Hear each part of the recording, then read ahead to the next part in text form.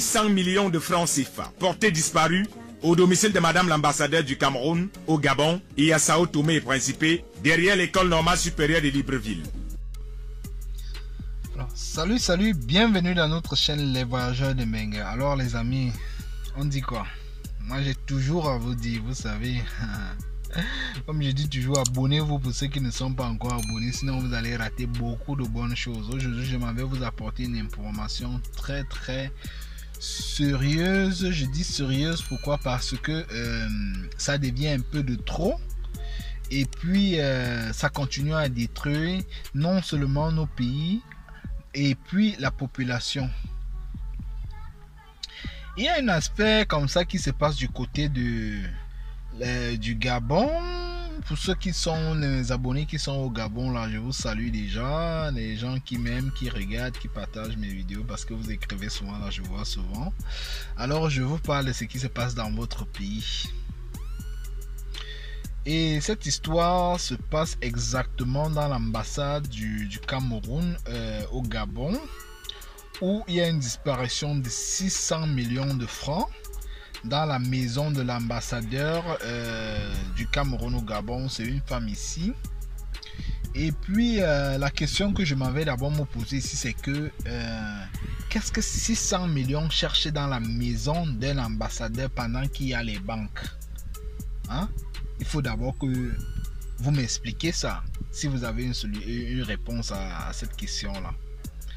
Alors, cette perte-là joue non seulement sur tous les Camerounais, parce que c'est pas l'argent d'une personne, c'est l'argent de tous les Camerounais, l'argent de tout un pays, que tu sois du nord au sud, de l'est à l'ouest. Alors on doit revendiquer nos biens, parce que chaque fois quand on va laisser ces choses-là continuer à se produire, il y a des gens qui vont même parfois en prison ici là, et puis ils ressortent, ils continuent à vivre leur vie, leur famille vivent bien, alors qu'il y a des gens qui souffrent, qui manquent des médicaments. Il y a des gens et des enfants des villages qui manquent des écoles ici là. Cet argent pouvait construire combien des écoles? Imaginez un peu, 600 millions de francs. On a vu parfois dans nous sur les réseaux sociaux aussi, ou dans les chaînes de télévision, où il y a des enfants qui n'ont pas de quoi où s'asseoir. Voilà la rentrée qui est en train d'arriver, hein? Il n'y a pas des écoles dans certains villages, alors qu'il y a des gens qui parviennent à détourner 600 millions. Ça, c'est seulement la perte de 600 millions, on ne compte pas les détournements. On accuse maintenant, elle se permet, ou alors on se permet d'accuser la ménagère. Il y a une vidéo que je vais vous faire suivre ici là, vous allez comprendre que c'est du sérieux. Alors il faut commencer à faire vraiment des marches, il faut faire des soulèvements pour ce genre de cas là, pour que notre état, nos dirigeants comprennent que c'est de trop. On ne va pas passer chaque fois à vivre seulement le vol dans nos pays, hein? Aujourd'hui le vol de l'argent du Covid, demain là-bas le vol dans tel ministère, demain là-bas le vol bref, dans les trucs de la fonction publique, quoi, hein, les États. Ça c'est de trop, Alors c'est de ça qu'on va parler aujourd'hui, et après je vais vous faire suivre une vidéo où tout est vraiment dévoilé ici là. L'extrait sera dans Vision 4, vous allez comprendre, hein? Merci aux gens qui nous envoient les abonnés. Alors on se prend juste après, comme à l'accoutumée, on va développer ça.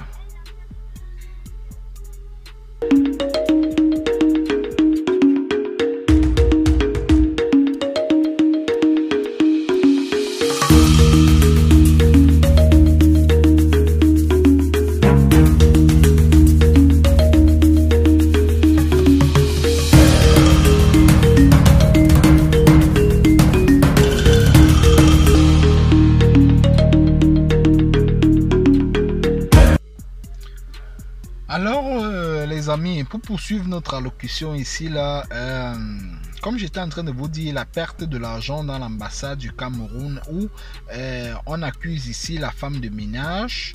Bon, moi je dis ici là, je souhaiterais, qui ne souhaiterait pas être la femme de ménage d'un ambassadeur qui garde 600 millions de francs à la maison. Tout le monde souhaiterait, même moi je souhaiterais aller être la femme de ménage, après porter les 600 millions, partir avec. Parce que 600 millions cherche quoi dans la maison d'un ambassadeur? Expliquez-moi ça. Alors je vous laisse d'abord suivre cet extrait et puis on se prend juste après. De francs CFA portés disparus au domicile de Madame l'ambassadeur du Cameroun au Gabon et à Sao Tomé et Principe, derrière l'école normale supérieure de Libreville. Et pourtant, il n'y a rien de normal dans cette histoire. C'est très facile de dire que c'est la femme des ménages qui a emménagé avec les 600 millions pour se dédouaner soi-même, qui était pourtant bien emballée dans les sacs Banjok, comme attendant que quelqu'un vienne les chercher pour les amener ailleurs. Nous sommes bel et bien dans un domicile privé. Et l'on pourrait se poser la question de savoir que cherche l'argent de la diplomatie dans la chambre de Madame Ondoa. Aurait-elle elle-même eu l'intention de créer chez elle une banque des affaires des femmes de ménage? Ces dernières se seraient-elles servies sans AVI de Madame Ngoto Zamédite Félix Noël, épouse Ondoa?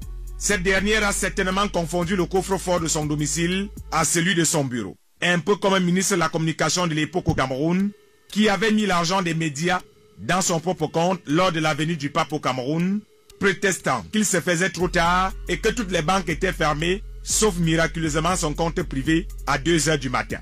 600 millions de francs CFA, un argent qui pourrait construire plusieurs écoles au Cameroun, et donc actuellement dans les poches arrondies d'une femme de ménage. Un curieux vol qui ressemble à quelqu'un qui a dit « Avance-toi à Saint-Tropez et je te retrouverai pour qu'on aille ensemble au paradis fiscal sans mourir d'abord ». Qui n'aimerait donc pas être aujourd'hui la femme de ménage de Madame l'ambassadeur du Cameroun au Gabon, qui, à travers ce document, tente une explication qui ne pourrait pas la convaincre elle-même. Un peu comme dans nos villages, lorsqu'il y a un deuil à problème, tout le monde essaie de pleurer à côté du voisin pour qu'il ne soit pas soupçonné. La femme de ménage n'aurait donc pas pu disparaître comme ça sans laisser de traces. Elle aurait même réussi à tromper même la vigilance des caméras de surveillance. C'est donc un scénario bien écrit qui commence à ressembler à un film où l'on voit l'acteur et le chef bandit mourir tous deux à la fin. Vous avez suivi cet extrait-là où des choses comme ça se sont produites auparavant. Ici là, à l'arrivée du pape à l'époque au Cameroun, et puis des détournements dans les ministères, l'argent du Covid, et moi je me dis on ne sanctionne pas les gens là comme il faut, ou alors parce qu'ils ont leurs complices là-bas avec qui ils volent cet argent là, ils font des coups montés et ainsi de suite, et c'est pour ça qu'ils ne sont pas sanctionnés jusqu'à la dernière énergie. Et moi je dis ici, si on sanctionnait vraiment ces gens là, si les gens subissaient vraiment des vraies punitions dans ce genre de choses de vol là, ils ne devaient plus avoir vol. C'est parce qu'ils ont la liberté, c'est parce qu'ils se permettent, c'est parce qu'ils ont des complices, c'est parce qu'ils ont des réseaux qui continuent à voler. Et c'est notre argent, parce que pendant qu'on vole là, c'est nous qui souffrons après. Hein? C'est la population qui suit, ce sont les citoyens de ces pays-là qui suivent. Et je vais vous dire que ces fléaux-là ne se passent pas seulement au Cameroun, ça se passe dans toute l'Afrique. On détourne, les détournements là, c'est partout. Moi, je comprends pas. Comment est-ce que l'Africain, ou alors l'Afrique qui est pauvre en ce moment avec toutes ces richesses qu'on a là, mais les gens continuent à détourner de l'argent, des millions, on entend chaque jour. Il n'y a pas les détournements de 50 000, de 100 000, de 1 million. On entend toujours, soit ce sont les centaines de millions, soit ce sont les milliards, mais on dit chaque jour qu'il n'y a pas l'argent, il n'y a pas les routes, il n'y a pas les écoles, il n'y a pas les hôpitaux, il n'y a pas ci, il n'y a pas ça. Mais il y a toujours les détournements. L'argent là est où finalement? Donc l'argent là, on entend seulement les scores, ou alors on entend seulement les chiffres quand c'est le détournement.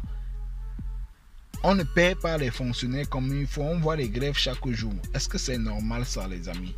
Hein, dites-moi un peu. Voilà la madame on l'appelle comment? L'ambassadeur du Cameroun, qui est une dame ici là du côté du Gabon, qui garde 600 millions de francs chez elle. Hein? 600 millions, elle a gardé ça où? C'était dans les mallettes, c'était dans les sacs Manjok, C'était dans les sacs Bako ou alors je ne sais pas quoi.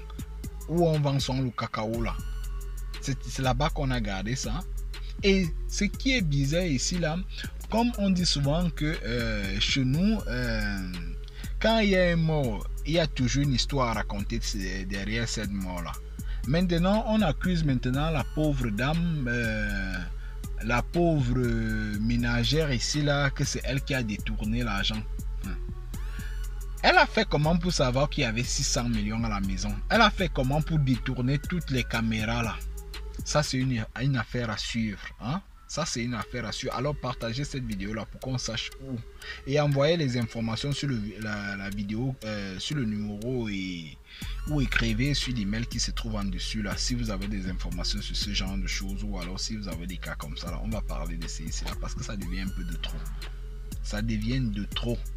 C'est la goutte d'eau en train de déborder le vase. Chaque fois qu'on va laisser ces choses-là, ça va continuer à se produire. Hein? Ça va continuer à se produire chaque jour. Alors c'est de trop le tour-ci là.